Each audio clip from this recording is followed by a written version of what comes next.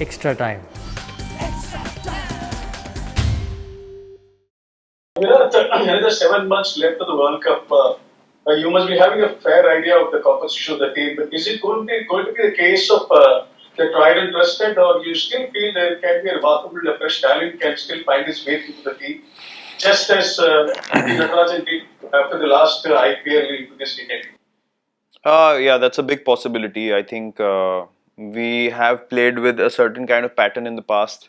We didn't probably have a big tournament to work towards, but if you look at the squad and the additions we've made in the squad, we've tried to address a few things that we needed in specific guys who can be X factors with the bat.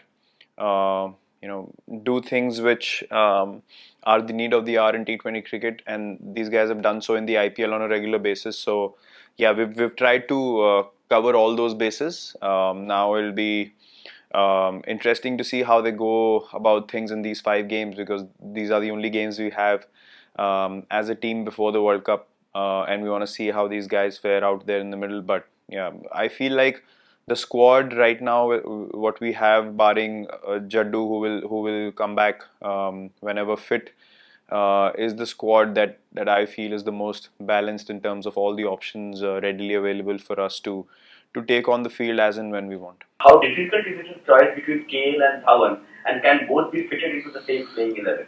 Considering that.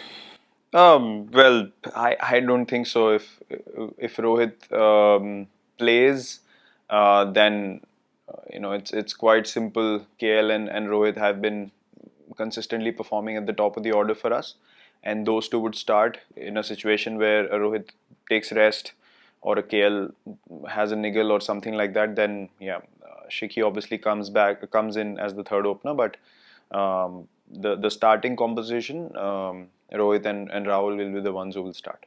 And what's the decision of Ashwin? He's bowled really well in IPL, taken out top guys like Rohit, Gale, and even you. Is the door closed for him in T20? And secondly, are you a bit disappointed, if not angry, with someone, disappointed rather, with someone like Varun Chakravarti for not getting the fitness right, because he had time right from the end of the last IPL? Yeah, look, individuals have to understand and appreciate the kind of system that's been created for the Indian cricket team. We should operate at very high levels of fitness and skills. There's a reason why this is, the top of the ladder when it comes to playing cricket in our country. And yeah, you would obviously expect players to abide by what's required to be a part of Team India.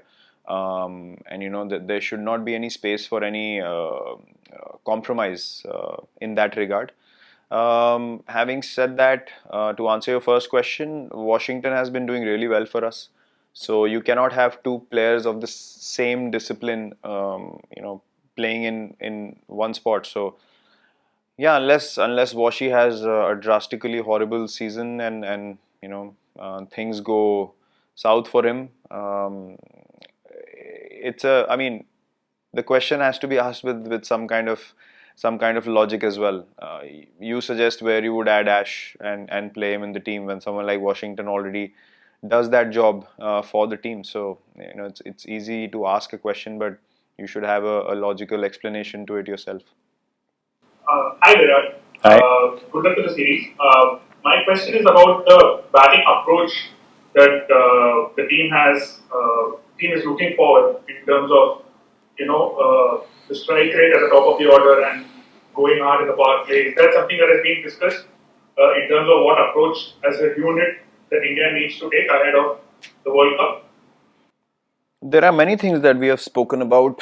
The kind of players we've added into the squad is precisely to give our batting lineup more depth and not play in a similar kind of pattern that we have played with in the past.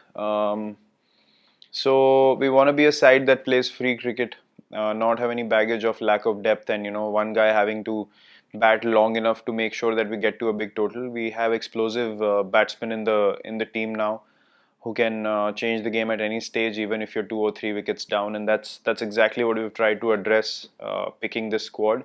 So this time around, you'll see guys being a bit more free, a bit more expressive in terms of approaching the innings and playing more freely, not worried about whether we have enough batsmen to take care of things if we lose a couple of wickets early or not, which was the case before, to be honest. We didn't have enough depth in the batting to be able to play freely throughout the first 10 or 12 overs. But I see us being much more positive and free from this series onwards. Hi Virat. Bhuvneshwar is returning from an injury after 1 year. How would you rate his progress in the nets, and do you see him as an important cog in the bowling scheme for the T20 World Cup this year? Yeah, he's shaping up really well. He's come back. He's fit. He's worked really well to get back to 100% fitness.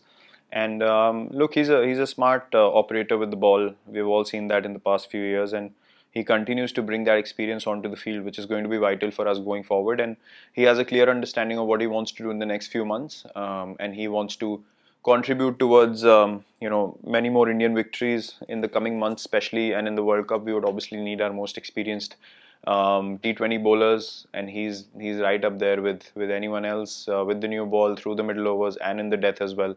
He's a guy that you can bank on. So yeah, we're very, very glad to have him back, and hopefully he can build strongly from here and be as ready as he is now for the World Cup as well.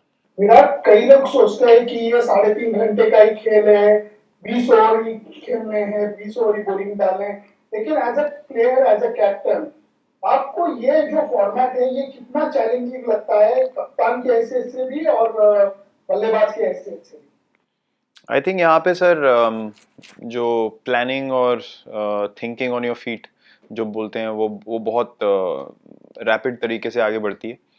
तो मुझे ऐसा लगता है कि एक कप्तान को इस फॉर्मेट में सबसे ज़्यादा प्रिसाइसली चीज़ों को परखना, कौन से बॉलर्स कब लाना, इन सब चीज़ों को समझ के वो चेंजेस करना ज़रूरी होता है. और गेम इतनी जल्दी चेंज होती है कि आपको इतना समय नहीं मिलता है ज़्यादा चीज़ों के बारे में सोचने का. तो बहुत इंस्टिंक्टिव और बहुत ही फास्ट डिसीजन मेकिंग की ज़रूरत होती है यहाँ पे.